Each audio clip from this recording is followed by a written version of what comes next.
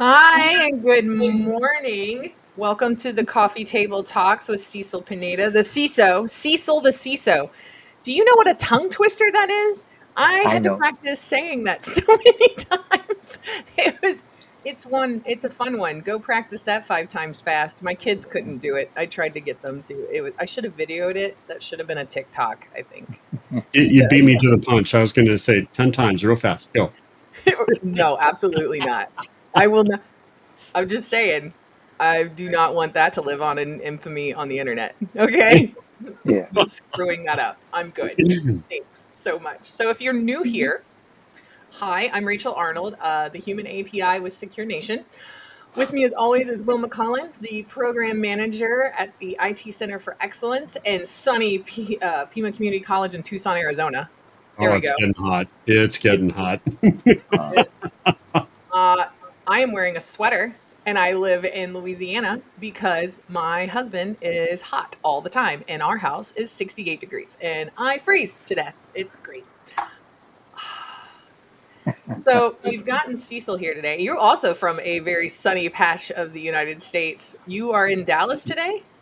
I'm not. I'm traveling today, visiting a friend here at the other side of the states. But yeah, it's very hot in Dallas right now.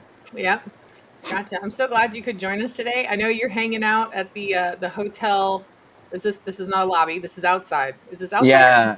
Oh, they gave me a nice room with a patio, so that was Ooh. nice.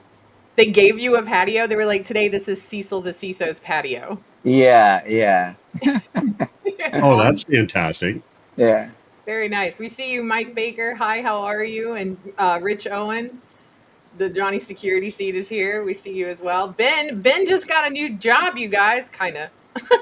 It's with Oracle. He was with Oracle before, but he got another one. He announced it on LinkedIn. Go check it out. Tell him good job. Give him a high five. Let's see who else is in here. Damien. Hi, Damien. Cecil is everywhere.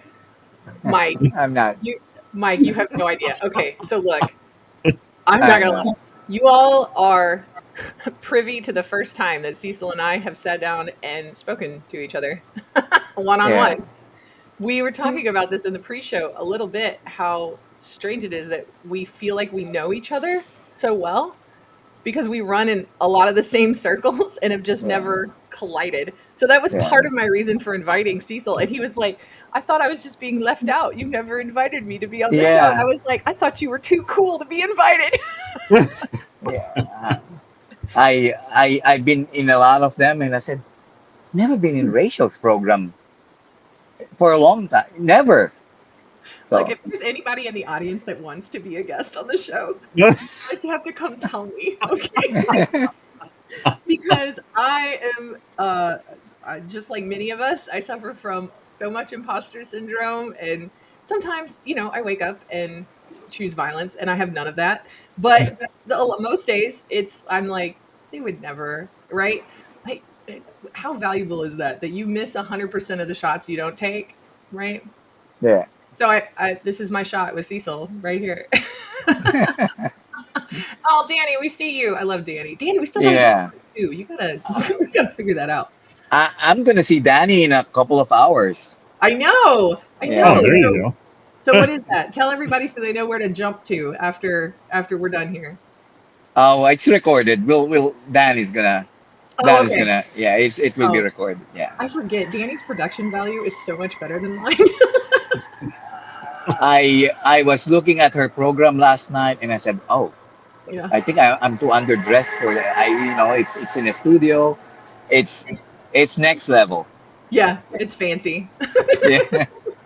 I It's need to go very. shopping. I need to go shopping a little bit after this. I have been to stuff like that before, where I felt like I need a new outfit for this whole occasion. Yeah. I'm gonna be so underdressed. So Cecil, you have been in the industry for what?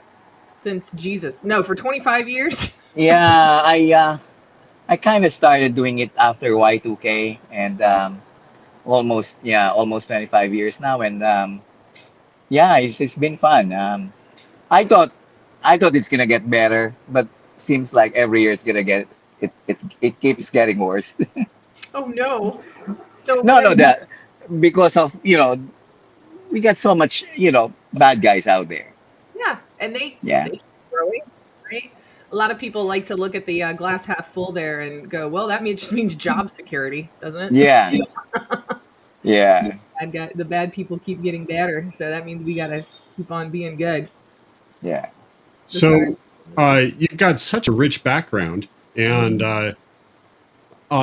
even to the point of helping get a program going for a major airport and things of that sort. What is giving you the biggest sense of accomplishment and passion in your background? you know, it's just the that I can contribute. My team could contribute to the overall goal of the company. At the same time, in the industry, as you all know, I participate in CISO XC. We Yeah, want to help. I want to help, and I think the impact we're bringing to the public, to our peers, to our organizations are it's tremendous. It feels good to be able to help, and you know, we're it is it is not a very easy battle, but I think every day is almost like a win. yeah.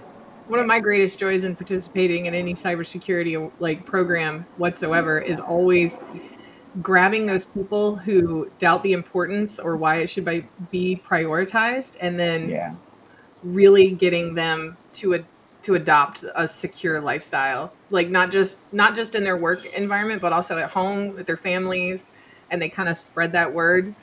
yeah, I mean, that makes that that's the heart of anything that I do, and I know I see that in Cecil too, especially yeah. whenever he does this group. So Cecil, tell us about the group. Oh, CISO XC? Yeah, Yeah, after Y2K, after Y2K, that's too old. After COVID, we me and a couple of friends, we were hanging out almost maybe once a week. You know, we have a very stressful job, and yeah, we were just going to the park and walking at trying to figure out how we can help our peers, help ourselves.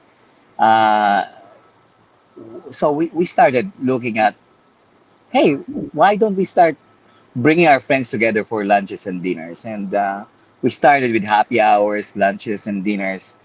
There was a point we cannot manage the crowd anymore. There was like some of these dinners and lunches are like 30, 40 people, yeah, and it's not sustainable already. And some of them we were paying from our own pocket. So, we said, let's bring the vendor community and let's start something. So we started, I think we had like 7, 8 events now. yeah, Mostly only in Dallas right now, but we're starting to build communities in Austin. We're very close in Austin. We're going to start meeting our the first CISO founding members in Atlanta very soon as well. So we're starting to go to other cities. So if you have anyone in your audience who's a CISO or a cybersecurity leader in different cities, please reach out. I would love to start the local communities and be able to help out our peers, donate some money. Um, I was just speaking with Will how we could donate to Will's organization. So, yeah, it's a growing organization in Dallas, and we're starting to expand now to other cities. yeah. So you gather CISOs and other IT, like IT and cybersecurity, other IT and cybersecurity leadership, or specific to cybersecurity? So mostly cybersecurity. Actually, all of them from mostly CISOs. Yeah, Gotcha. So yeah, we're talking if you don't necessarily have the CISO title, but you still lead in that title. yeah. Yeah. We have several chat groups. We have several groups that directors and above. If you're a leader in your organization, we curate the members. It's really difficult because one of the things we're trying to find is the intimacy. When you have hundreds and hundreds of people, you lose that intimacy, and some of the things you discuss are pretty. You know, I don't. They're not. They're non-public information, but you still want to contain that information. You still don't want to, you know, So Sure. we're trying to find this balance where we could have the, you know, collaboration and community at the same time maintaining that level of intimacy. It's I, a Right. I little bit, think yeah, this, I Yeah. think this is fantastic and encouraging because what we hear all the time, one of the big challenges is that our adversaries are sharing information like crazy, yeah, right? yeah, And so if you're taking from the leadership perspective and helping to build that community, that trickles down, correct? yeah, yeah. It trickles down, and you know, it is. Yesterday, I was just messaging one of the chat groups. There's probably about 87 security leaders there, and I'm starting to see some more traffic there, and people are starting to trust the group more, and I know this is like it's gonna spread. It's gonna trickle down to their friends, to their in their own organization as well. So I think sharing information is really key, and I think that's one of the reason why some in the past, in the many years, we've we've we've been playing, you know, behind behind the attackers is because we don't really share a lot. And I think we are now getting to another phase, where we share more. The other day, there's another organization that were being impacted, and you know, immediately they share their IOCs. In few hours, we were able to test if we are, if we see that IOCs in our environment. So that information sharing, I think it's going to help us, catch up. Yeah, definitely. And I can understand why you'd want to strive for more intimate communications and stuff like that, right? Because it's not helpful just to wave at each other. Yeah, like it is a little, but it's way more helpful to feel like you're in a safe enough environment to openly talk about a few things that you can't discuss publicly, like Yeah.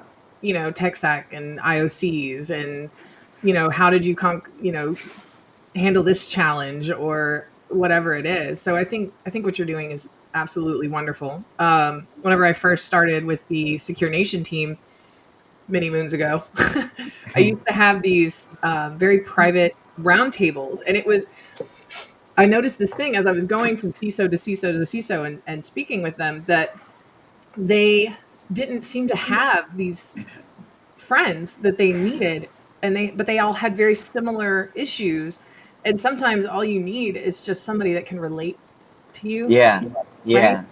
And that's Yeah. helpful in and of itself. It's just to have somebody to like say what's on your mind and then them understand it. Like, you Yeah. don't think about it outside of our industry. Well, maybe you do, right? Because a lot of the guests and our fabulous audience members are all in the industry as well. Do you guys go talk to your friends that don't work in our industry about how hard your day was? Because I don't know. Every time I've ever done it, their eyes glaze over, and Yeah. they're like, "Sure, Rachel, I don't know what any of that means, but it looks like you're real upset." I don't know, Yeah. and then they just change the subject, and you're like, "Oh, okay." Yeah. I think it's changing a little bit now. Even my board of directors, even executives that I know outside my organization, Right. I think the news, the information is getting to them, and I really like it. The awareness is so high now. Um, Even people who are not in cyber, not even in IT, are very familiar with the threats and the challenges we're facing every day. Right. And by Yeah. the way, I wanted to mention to you some of the things that's happening organically within these communities is, you know, um, even though they will not participate directly in some of these discussion groups, is they know someone is dealing with something, they'll call each other. Yeah. I get a phone call. Hey, Cecil, I'm dealing with something. Could you help me with this?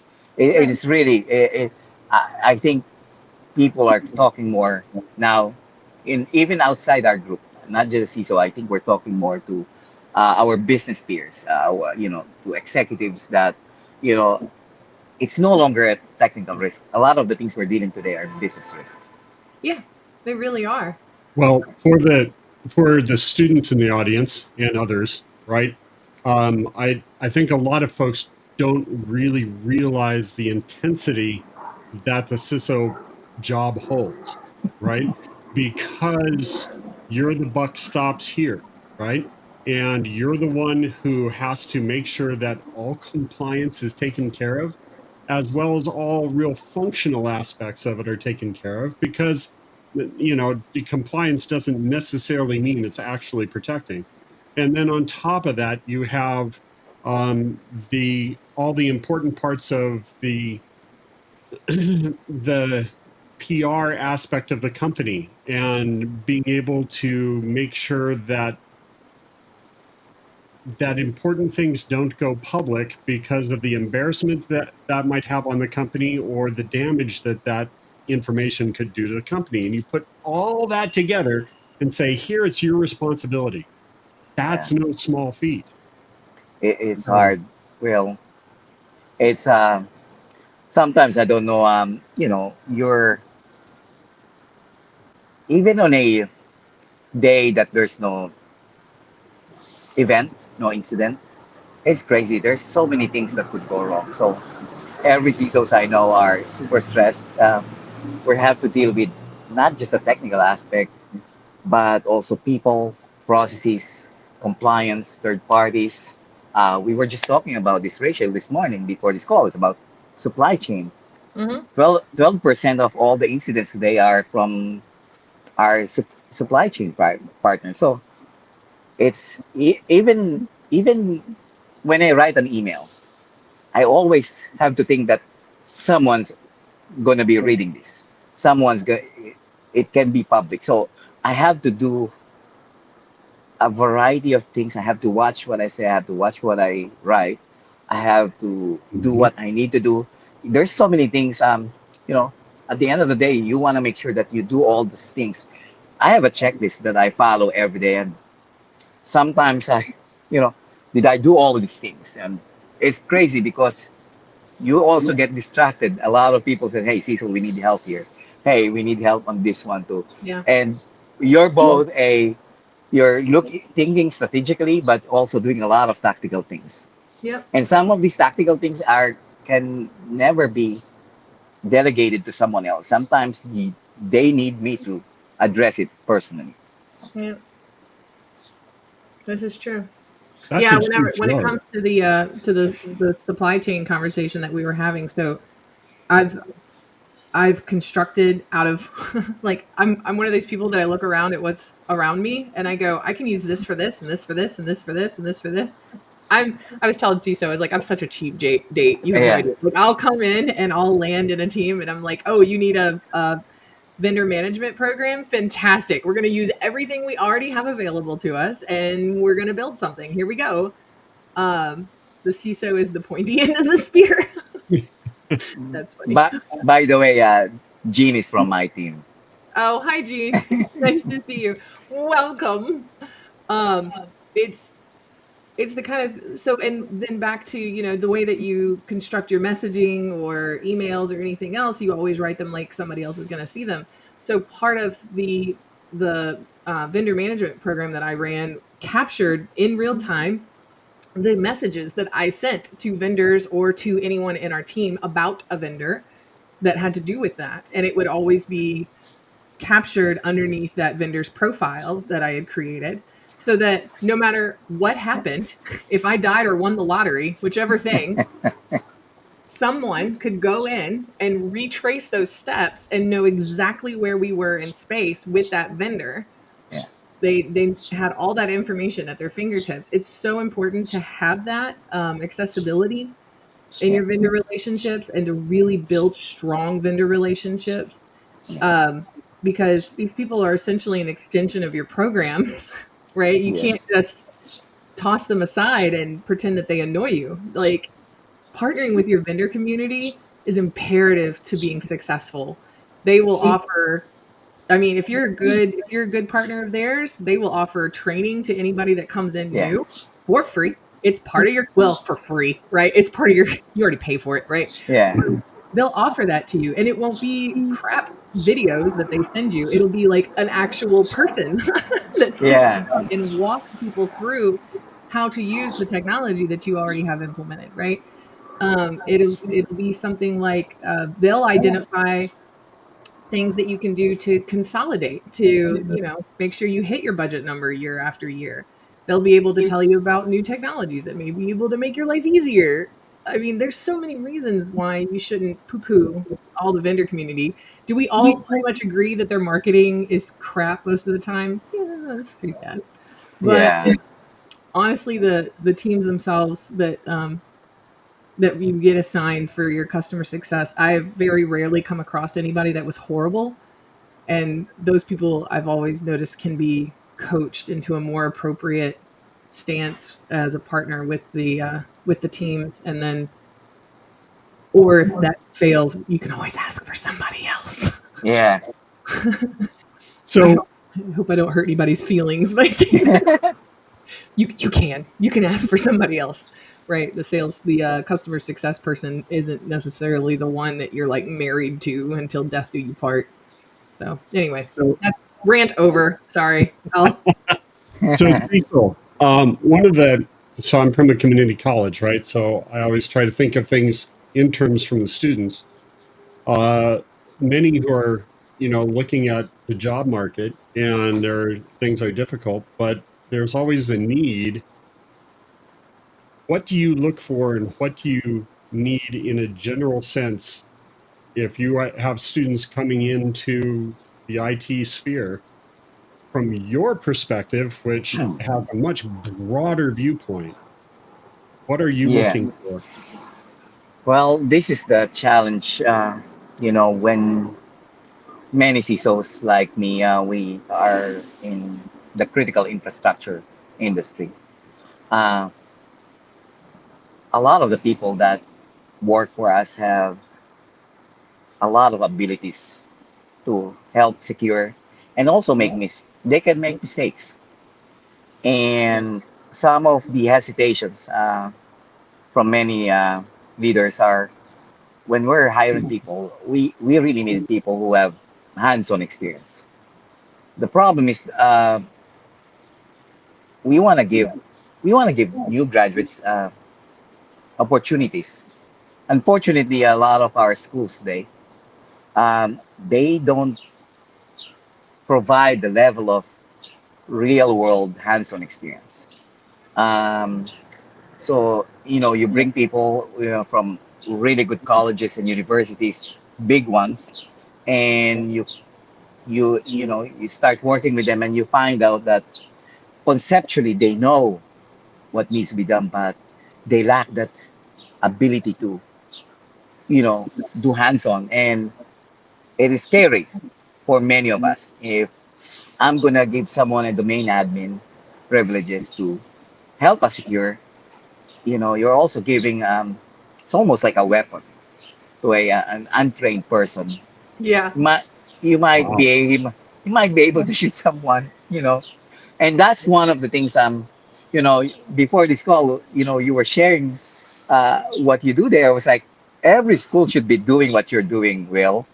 Oh, thank You you. you, you need to be doing it. It's true because it's so hard, when you're running uh, mission critical systems and you're gonna give someone the ability to, you know, to to secure, but at the same time bring it down. You want to give it to someone who's really qualified, and it is so hard to find really young engineers who have experience,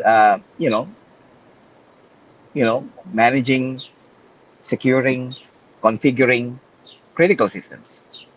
So would you say that was some of the critical disparity between the number of jobs that are available, but how hard it is for people to get jobs?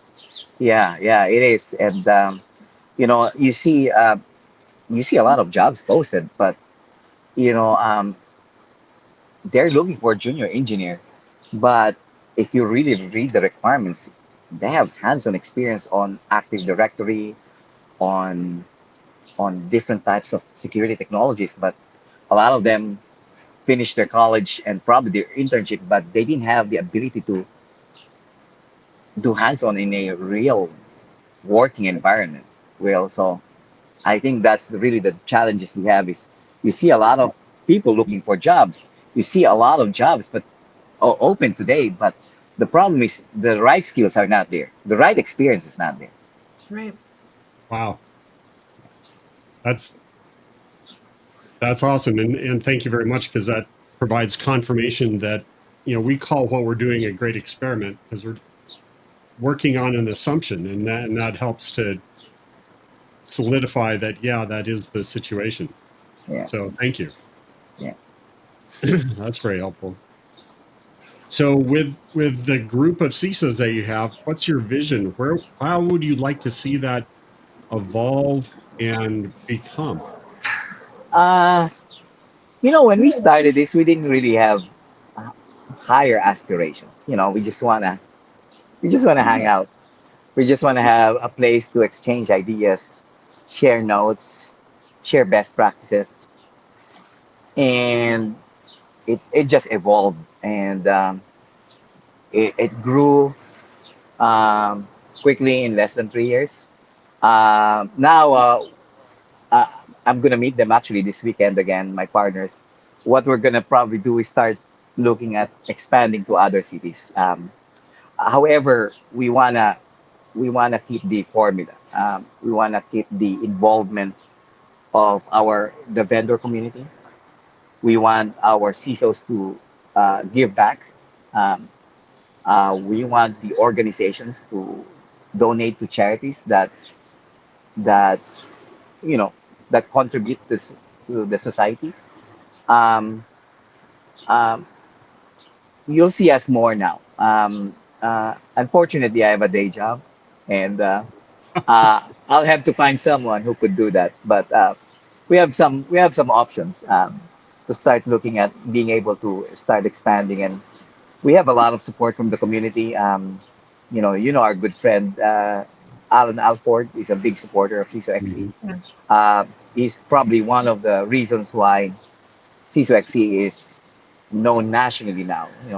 I walked on the streets of San Francisco for RSA, and I was wearing our logo on my chest, and it was like 1 out of 4 people know about us, and it's starting to go out there, and I'm very happy. The community, this is not me. It's really the community who's doing. I'm just directing traffic. I'm just here to party. I always joke whenever I'm just here for the party, and it's true. I'm just here for the party, and yeah, it's crazy. I'm gonna visit Austin one of these days.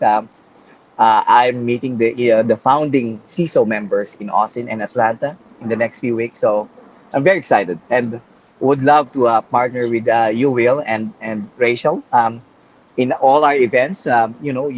You saw Mind Over Cyber. You saw Danny's organization being part of that. We would love you to be part of CISO XE, especially when we go national. Yeah, definitely. I don't know what I would be doing yet, but whatever it is, it'll be fun. We're gonna Yeah, have a good time.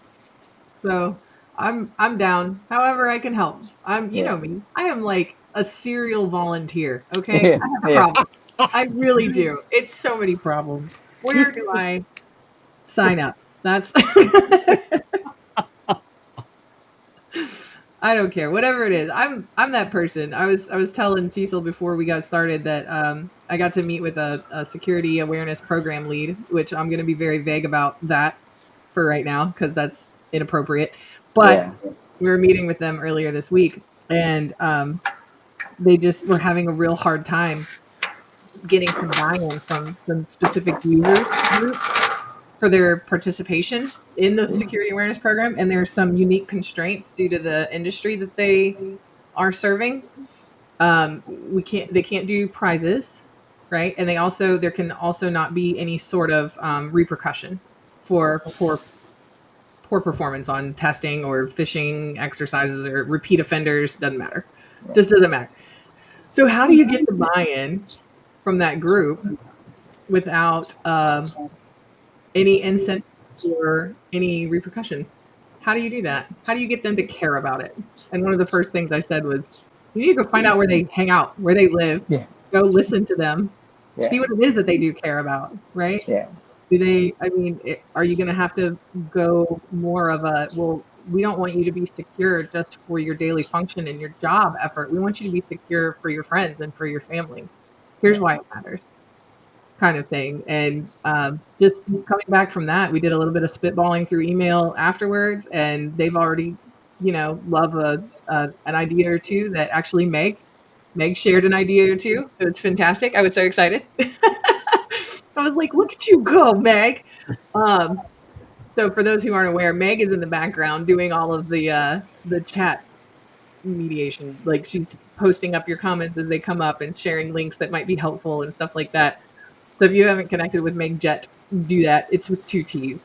She's on LinkedIn, but she's our communications manager. So, and a good person. And she's got great ideas about security awareness programs. Just saying. She's that kind of person. But that's it. That's an awesome question. How do you make folks care? How do you pull them into the sphere? Thank you. That's where that was headed. Love you very much. Cecil, how do you make people care about security? Bribe them. Yes. Okay, but you can't. You can't in Yeah. all situations. No, Right? and that's true. And I'm just kidding. And I think I've done, I've been doing this for a while, and I think there's many ways. And I think the most important is be a partner. Be a partner. And once I was the CISO at the airport, and I was the first CISO. I was so excited. There was no program, and Wow. there was very little security as well. But you know what I did? I went and visited every person I know, every department meetings. I joined their meetings. I brought food. Uh, I have a secret. I did bribe them. I brought egg rolls. I brought egg rolls. I brought food. I mean, I And will do most anything for a good egg roll. yeah, yeah. And, I sat down with them. I don't really like, using FUD, fear, uncertainty, and doubt. I don't really like to use that. I told them, hey, here's what's happening. And I think when you involve people, when you partner with different folks, um, it, people start to care. Um, when I left DFW Airport, I have my CFO and my CEO in my office every day asking me to stay. It was very, it was very, you know, so it feels so good. Unfortunately, I have $3 in college. Um, I have to, find a more high-paying job. But even the janitor at the airport, you know, he said goodbye to me. You talk, all at every level, you gotta partner, you gotta be friends with them. I think um, even difficult people, it's you can't win everyone, but I think you can minimize the friction if you partner with the right folks. Everyone from the leaders down to the lowest level, I think you can make people care. I recently visited the airport 2 weeks ago. They invited me to speak at an event, and I felt like I've never left. People were hugging me and talking to me. And incidentally, a good friend of mine just got the job there. He's the new CISO at the airport. So I was joking. We have a group chat. I said, can you help me fix the mess I left there? Oh, That's funny. yeah. But what a great way to say it. It gets ahead of anybody that may have an opinion about what you left behind. Yeah. Yeah. No. I like it. Jim Huddleston asks, can there be recommendations based on the results of awareness training that would cover the enterprise? Implementation of these would be the end result of employees' level of awareness. Jim, are you talking about the meeting that I had with our friend that was in charge of the security awareness program? Or is this directed to Cecil? I'm just curious because I just wonder. Anyway, we'll let Jim get back to us on that. Yeah, Yeah. the incredible part that you have there, Cecil, that I'd like to point out to students again, is the humanity. Yeah. You're bringing the whole. It's not about the technology. That the It's not. technology is there to meet the needs of humanity. Yeah. Yeah. And uh, I see Ginny here. He will attest to you. We start with people. I think if you don't start with people, you don't start with culture. It's gonna be hard to stop the bad guys. Um, I'm so fortunate to have people like Gene in my team. When I need their help, there's no time of day, there's no day of the week. They're gonna jump on, and I think you could see when people are committed, they're dedicated. You're one with them. I join calls even at 1 a.m. Even though I am useless in those meetings, I'm really useless. I was just there to do cheering. I was just cheering the team, and See, that's not it useless. That's purpose. That's got purpose. Some yeah, people it need got that. It's 1 a.m. for yeah, them too, Cecil. They need somebody to yeah, congratulate them. yeah, yeah. I want to share a story. One day I said, we have this big group chat. I said, hey, I need two people in this team to fix a problem. It was like a dozen people showed up. We fixed the problem in like 5, 10 minutes, and the rest of the hour we were drinking our preferred beverages and just talking about sports and weather and other things. And Yeah. you could see the culture that we've cultivated there. It's I don't even know. There's no formula. We just work together. We just it's almost like we have each other's back, no matter what. We will do our best, even if we're, you know, about to fall asleep. Someone will take over. I don't even have to I don't even have to ask someone, hey, take over. Someone's gonna take it over. So anyway, Josh K from YouTube asks, at the CISO level, is it easy to overlook little details? What kind of organization strategies do you have for keeping everything in order? it's hard. Yeah. I have a massive spreadsheet with all the things I have to do every day, things that I have Whoa. to keep up. It's not easy. It's sometimes, Rachel, remember what I told you an hour ago? Last Monday was very stressful day for me. There were Yeah. so many things going on, and when when there's so many things going on, uh, you don't. Sometimes it's a, which one do I need to prioritize? You know what I did? I took a step back and walked my dogs. Yep. And after 30 minutes, I have a fresher mind, fresher perspective. I was able to realign my priorities and was able to address many of the things I have to fix. So I saw Trish. Trish also works for me. She's here on the chat, so she's one of the audience. I know. Look, you're gonna have enough people that come in here that I'm just gonna like lay my life down for Cecil. You guys stop. Stop twisting my arm. Okay, fine. Well, Yeah, that speaks volumes, right? Because earlier you made the statement that you came into a meeting and you felt that you had nothing to contribute, yeah, but that's not accurate, is it? Because coming in as a leader perspective, this is the brilliant part of being a good leader is that you're coming in as an enabler. yeah, You're coming in as a protector and you're coming in as somebody to help enable the team to do stuff, right? Yep. yeah, And yep. And it's funny you said that, Will. It's um my one of my leadership the next day heard about it Mm. out of the blue. He said, Cecil, I heard you stayed on the call, and he said, I told him I was useless, and he said, no, you did what, people were inspired just you being there. You know, it was really good to hear that, from my senior leadership. well, that's the difference in that type of leadership, right? Because you're there to support, so they feel comfortable in that, whereas others may feel intimidated by. Yeah, I So once well done, sir. Well done.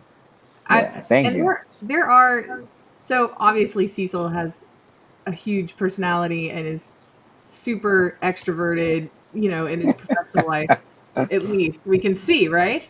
I have come across leaders that are not that, and do not want to be part of anything.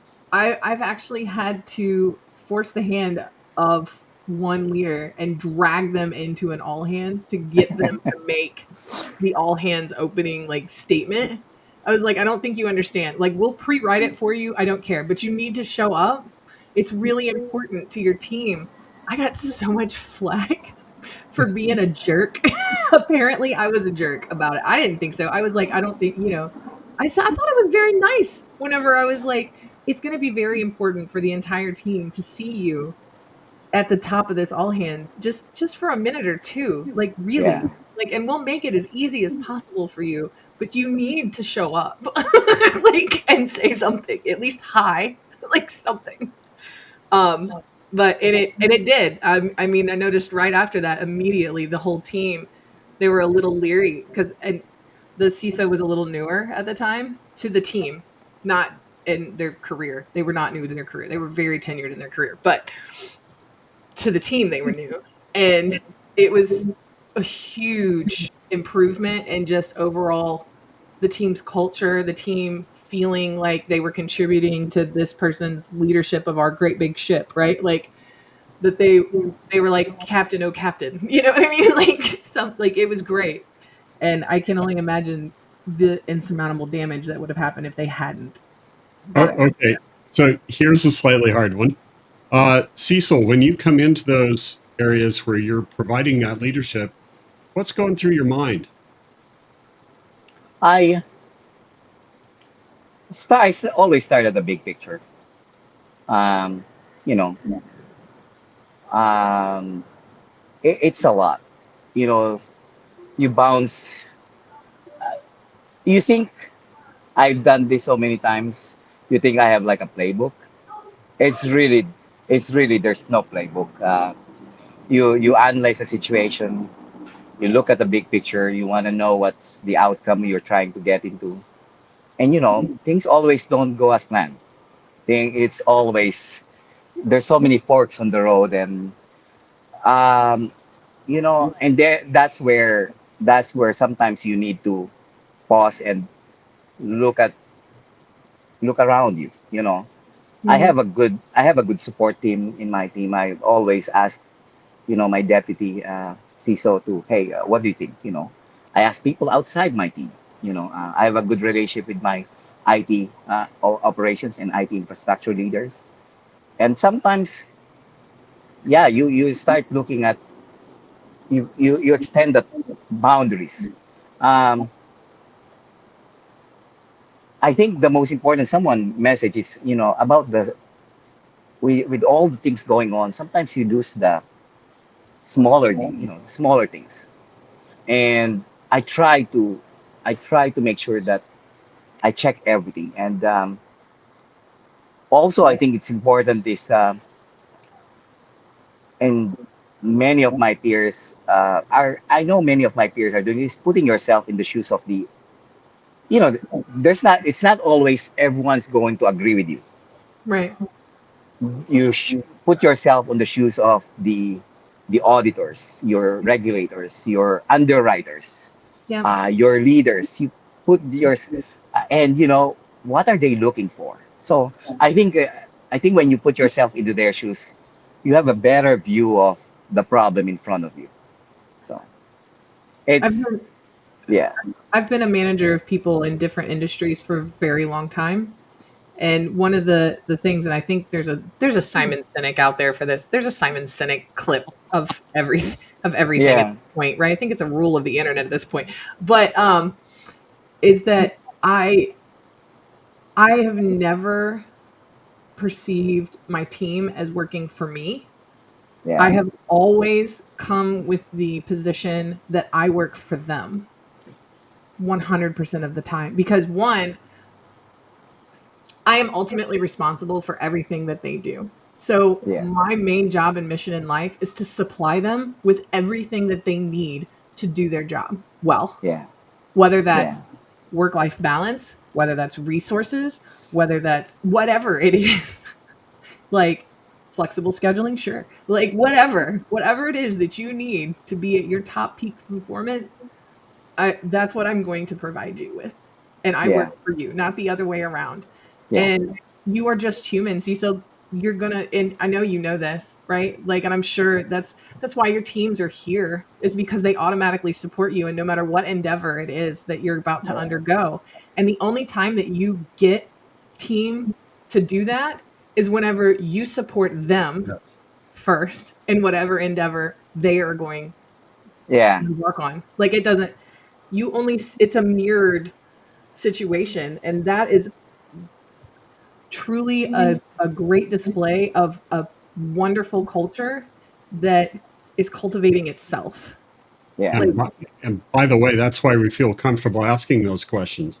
But Jacob, you've got a great question there. How do you mitigate the burnout with your extensive responsibilities? When you put all this together, oh my God, how do It's you hold yourself together for the marathon? it's sometimes you feel like I feel like I'm crazy for punishing myself. But yeah, the first answer. Do you know the first reason? The first reason to answer Jake is what I'm doing right now. I took a day off today, so I could join you guys and join Danny later and have some nice weekend around here with my wife.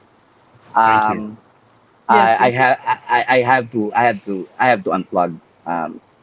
This morning I told my team, hey, make you got the steering wheel today, and I gotta take I have to take time. I haven't taken a lot of time. Weekends, holidays, we're constantly working.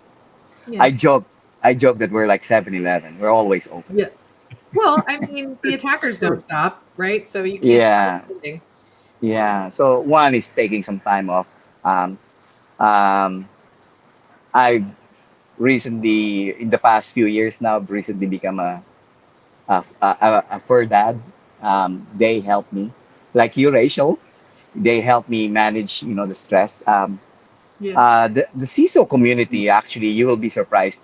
Even though we talk about problems, we talk about solution best practices, yeah, the community has helped me manage the stress level of, the responsibilities of a CISO. yeah, Even my team, we're uh, every day at 9:30 in the morning, even though we're going to talk about problems in the next 30 minutes, we start with a very lighthearted discussions about what are you doing this weekend, who's making fun of each other, making of some fun of someone's shirts. yeah, We try to make our, and that's one of the challenge when you're running, when you're doing a very, when you're in this industry, you gotta make it more lighthearted, more enjoyable. The yeah. job is already stressful. But If you you gotta don't make, make it enjoyable, it will yeah, be, yeah, people, yeah, you gotta make room for that banter, right? Especially in our industry, it's so easy to work remotely. yeah, So you have to give people time and space to build those connections in a digital place. Because, like, think about it, they're all isolated. And once you turn off the meeting, everybody's back to, they might have their family in the house with them, right? But they're isolated from each other. So I yeah, think it's great that there's time in the day that you do just kind of relax and put your feet up and, hey, did you catch Bridgerton? Like, whatever it is, like, yeah. No, And that. if I may so boldly add, and Cecil, please feel free to throw your focus in on this for all those students out there, for all those people in the industry. Here we have an example of an awesome leader well, hold on, who recognizes the humanity of it so that you can recognize what is a toxic environment from what is a supportive environment. Would you, yeah. It's gonna be, you've seen and people in both, right? You've yeah, experienced both. What advice might you have for some of those folks that find themselves in a very toxic situation? Because that can be really, really hard. it's gonna drive you crazy. If you work in this industry and you work in a very toxic environment, I would advise you to maybe go somewhere else. But I wanna, in every one of us, I think you could bring you could bring something to the table. I think uh, you could start something, and I've done this in the past. I've worked for a large organization many years ago, and it was very difficult. But I as you know, I like to have fun, and I started even at my level. I created a revolution. I made friends. I made, you know, even people who don't like to work with security. I made friends with them. I go out with them. I go out with on their lunches. Even though at first I felt I wasn't welcome. I bribed them. I paid for their lunch. I made them my friends, and you could start a revolution. Even you could start looking for people who are like-minded people who are tired of being in a toxic environment. You could start one, Yeah. but if unfortunately it's not something you could do overnight. It's Right. gonna take a long time, a lot of people, and sometimes the culture of the organization is it. Sometimes toxicity is part of an organization's culture. You have very limited influence to change it. But I think in your own circle, you could reduce toxicity. I think. I love that. Mhm. Yeah. Be an effective. Don't just give in. Don't just be somebody who reacts, but be Yeah. somebody who acts. Yeah. I love Yeah. that. Yeah. And I have this belief that people reciprocate. It's part of human nature. When you give them something, if you treat them nice, they're gonna give it back. I think it's part of human nature, and if it starts with you, it's gonna spread like it's not quick, but baby steps. Definitely. That's Mike awesome. Mike asked a question earlier that Meg posted up that maybe we can circle back around to. What is the best way to contact a CISO and let them know about? Okay, Cecil, how do you find out about new technologies or Well, it's gonna be it's an easy question, but it's so hard because we talk about this in different chat groups with CISOs, and the other day, one of the CISOs I really trust and respect posted, I already told this person that I have no interest at this time. Please contact me, and still. And this is the challenge in our community and industry because I can't blame the guy. He has a quota. I yeah, can't blame. And it is really hard because no one among CISOs answers the phone call from an unknown number. You know, it's not just uh, CISOs either. I don't.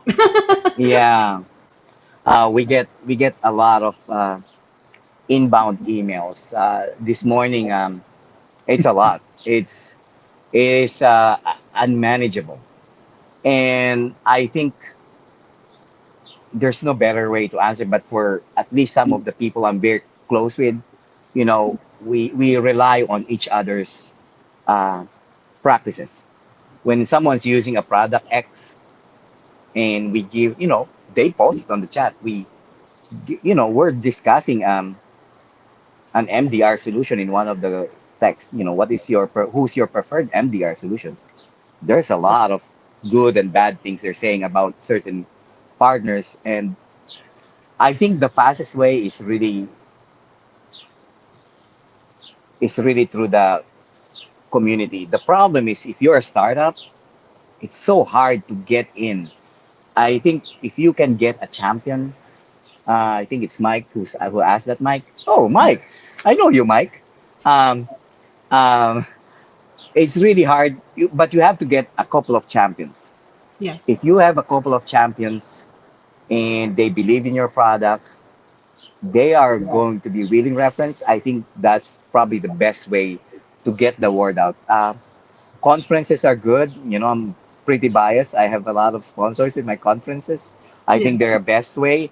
But I think the good old phone call and email, I don't think it's working at all. No, Um, either. And I I think the sales teams that have to push those out also feel that way. They feel pretty defeated. I feel yeah, it all the time in the constant outrage. I try to like when I get them because I get them a yeah, lot. LinkedIn is lit up right now. In my inbox, I am lit up with recruiters trying to bring me people, and then in LinkedIn, I am lit up with vendor like platform solutions, like software as a service type yeah, inbound messaging. And I'm like, do you know that this is I'm not the decision maker, okay? I partner with the decision makers so that we can make sure that whatever solution they want to put in place, is meeting their technical and functional requirements, and we guide that and help those yeah, project teams. But like, I mean, I can add you to a list of suggestions, but if I vet you first and you don't hit like 95% of the requirements, you're not going in. yeah, Like I've seen, oh gosh, probably 2 demos a day for 5, 6 years of yeah, different solutions. Like I do that so that other people don't have to, Well, yeah, well, that's the beauty part of you, Rachel, is that you protect your customers like yeah, nobody's business. yeah, Yeah, but yeah, That's don't talk to my customer. yeah. I will Well, talk. I will talk to my customer. I, They have other I bigger priorities, okay? Like they have to make sure the world is not burning down. They don't need to entertain your sales pitch. Like get out of here. I do sometimes it's like a commercial. Why people post their products on TV, I think works really well. When I see them on my Facebook or LinkedIn feed, I start getting curious about it. And you know and some of I would say probably 1 out of 10 or out 1 out of 20 people, you see those marketers and salespeople who are very patient and respectful. Yeah. There comes to a point that I want to give this guy a break. Yes. I mean, they're nice. You see, Yep. they're really nice. They're Yep. not offering me an earbuds. They're not offering me an iPad to have a meeting. Right. I Right. like that. Me When too. they started offering me gift cards, I don't like that Does because it make you suspicious? Doesn't it make you yeah, suspicious that they have to buy your attention, that their product is not going to be great? It makes yeah, you and suspicious. and I think there's a way. They have, I see the products out there and I started looking and I start asking people. Um, the hard part is that first few customers that could be champions for them, but once they are able to establish a list of reference, I think they'll be able to start growing there. Yeah, but going back, yeah, there are people in our industry that there's a science or art. They've cracked it. There's some people that why am I responding to this? I think because this person is has a way of approaching you, not very not very pressure, not very aggressive. You see a lot of them after three or four reach out. Cecil, I'm just putting it here again so you could see and you could see it's almost like, hey, you're gonna regret if you're not gonna reach out to me. It's almost like making Yeah. you feel guilty about it. Right. back to the human aspect. I think there's a theme running here. Definitely. Awesome. Definitely a theme. Guys, we've come up on time. I got to take Dad to the doctor today, and I think Will's got some stuff he's going to go to too. And I know, Cecil, we've taken up so much of your time. I didn't know you're going to be on with doing a recording with Danny later. Yeah. So we'll have to, Danny, if you are still in here listening, can you let us know when that is going to be available for listening on the podcast? That would be great And because I love Danny's podcast. and Cecil, with all your time, all your demands, thank you so much Of Yeah. for course. including us in the midst of that. We really appreciate that. That is tremendous. I have to Yeah. tell you, I'm a little nervous that I'm gonna get inbound like hate messages from your team that I stole you away. No. Hey, They're gonna be like, "Oh, we wanted Cecil." I'm gonna be like, "I'm so sorry." I'm so sorry. I just want to give a shout out to Brandy. Brandy is a good Brandy friend. Johnson, Yeah. great point about the pay to play from vendors. Yeah. Thanks. Is Brandy part of your team too? No, Oh, no. okay. And I didn't pay her. And I didn't pay her. I didn't Okay. bribe her. Oh, good. That's awesome. Thank you again, Cecil, so much. Thank you. You guys, we're going to be doing this again next week. Friday, same bat channel, a little earlier on the bat time. Let me go back and refresh my brain about who we're having on. We are having Carrie Randolph, senior security leader. You guys are going to love Carrie so much. You got to go come check it out. Follow the Secure Nation. Where's that QR code, Meg? Secure Nation 1. She's getting it, guys. Don't worry. There you go. That goes to the Secure Nation LinkedIn. Hit the follow button. We usually only post about the events, so you'll be able to find it, and I'll pin it to the top. It'll be up in a little bit, just a few minutes actually, because as soon as I'm done here, that's what I'm going to be putting together next. So, everybody have a great weekend. Be safe out there, and we'll see you next week. This is the part where we all smile and wave. Thank you.